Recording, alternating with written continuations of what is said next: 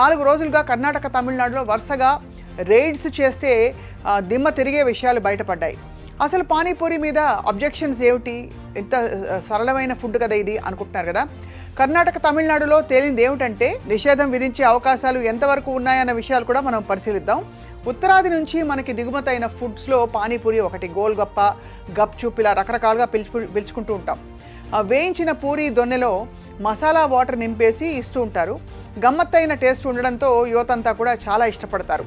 ఈ గమ్మత్తు పెంచడం కోసం ఇందులో కొన్ని కెమికల్స్ కలుపుతున్నారట ఈ మధ్య. ఇప్పుడు ఆ కెమికల్స్ కొంప ముంచుతున్నాయి. ఇందులో కొన్ని క్యాన్సర్ కలగజేసే కెమికల్స్ కూడా ఉన్నాయని చెప్పి లెక్క తేలింది. ఆ మధ్య కాలంలో మనం కొన్ని మసాలాల గురించి మాట్లాడుకున్నాం, అదే మాదిరిగా అనమాట.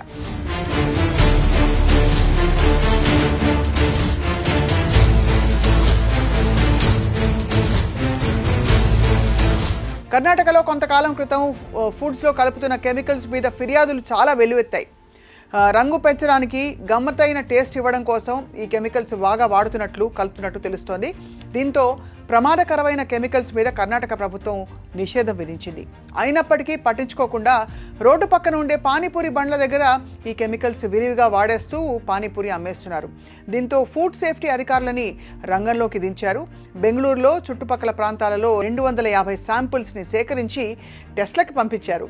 ఈ టెస్టుల్లో కళ్ళు చెదిరే విషయాలు బయటపడ్డాయి. గతంలో నిషేధించిన కెమికల్స్ మాత్రమే కాకుండా ఇప్పుడు కొత్త రకం కెమికల్స్ కూడా విచ్చలవిడిగా వాడేస్తున్నారు అని లెక్క తేలింది.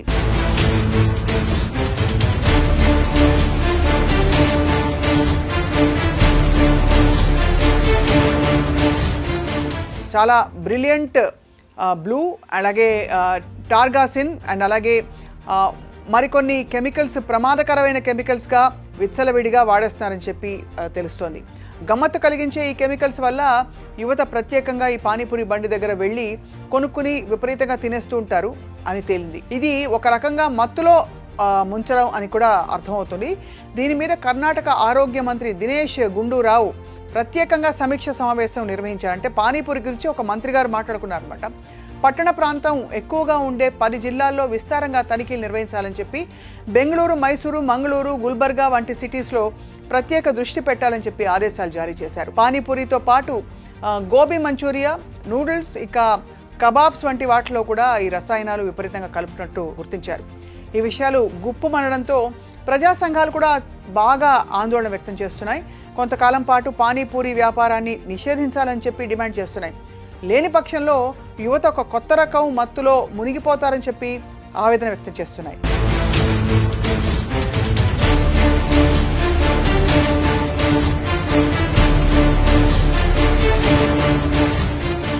మరోవైపు కర్ణాటకలో జరుగుతున్న కలకలాన్ని గమనించిన తమిళనాడు ప్రభుత్వం బాగా అప్రమత్తమైంది.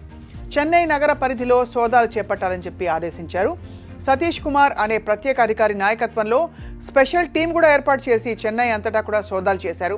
సుమారు 500 దాకా శాంపిల్స్ని సేకరించి పరీక్షలు నిర్వహిస్తే ఎక్కువ శాతం పానీపూరి బండ్ల దగ్గర ప్రమాదకరమైన పరిస్థితి ఉందని చెప్పి లెక్క తేలింది. ప్రమాదకరమైన రసాయనాలు విచ్చలవిడిగా వాడేస్తున్నారని చెప్పి గుర్తించారు.